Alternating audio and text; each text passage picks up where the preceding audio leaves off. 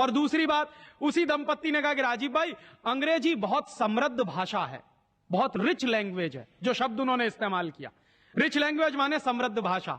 तो मैंने उनसे कहा कि दुनिया में अंग्रेजी से ज्यादा रद्दी दूसरी कोई भाषा नहीं है। बिल्कुल। क्यों? उसका कारण है, उसका कारण है, जानते हैं क्या है? अंग्रेजी में चाचा, मामा, ताऊ, मौसा, फूफा सब अंकल, और काकी, ताई, मौसी और सब आंटी। अब आप मुझे जरा यह बताइए कि मौसा में और फूफा में फर्क होता है कि नहीं होता?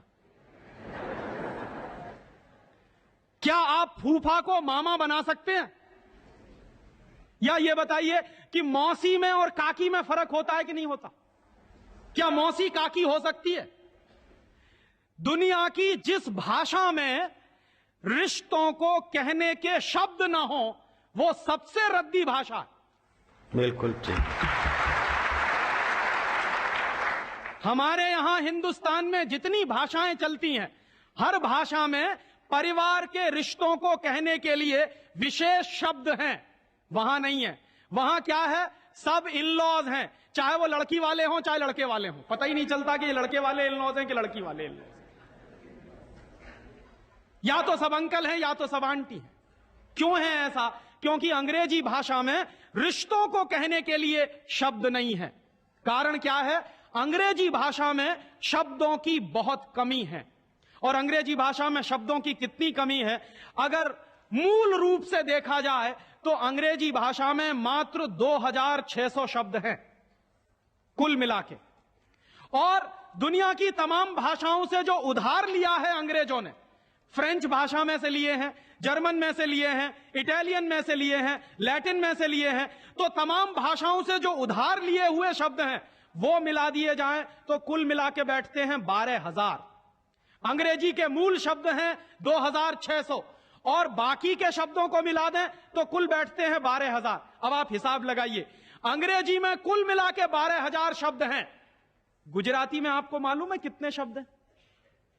गुजराती भाषा में 40,000 से ज्यादा शब्द हैं। अब आप मुझे यह बताइए कि अंग्रेजी बड़ी हुई कि गुजराती? तो काहे को नहीं पढ़ाते अपने बच्चों को गुजराती में?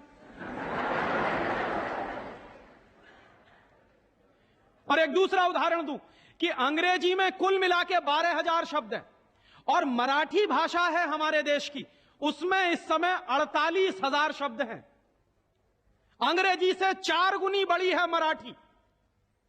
और हिंदी का हिसाब लगाऊं तो अंग्रेजी में इस समय 12,000 शब्द हैं, हिंदी में इस समय करीब 72,000 शब्द हैं। और हिंदी से एक कदम आगे चलिए, संस्कृत।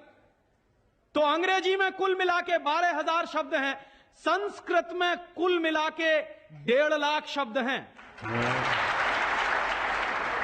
और संस्कृत से एक सीढ़ी और ऊपर चढ़िए, प्राकृत, जिसको हम सब भूल गए। प्राकृत को अगर ध्यान में रखें तो प्राकृत में 2.5 से 3 लाख शब्द हैं। दुनिया की सबसे बड़ी भाषा हमारे पास है, लेकिन हम बेवकूफों को मालूम नहीं है कि हमारे पास क्या है। हम पढ़े लिखे इडियट हैं, अंग्रेजी में कहें तो। भाग रहे हैं एक ऐसी भाषा के पीछे जिसमें मात्र 12,000 शब्द हैं और अपनी भाषाएं छोड़ते चले जा रहे हैं। और यह जो भाषा की गुलामी होती है, यह बहुत खतरनाक होती है। जो आदमी अपनी भाषा बदल सकता है वो किसी दिन अपनी मां भी बदल सकता है।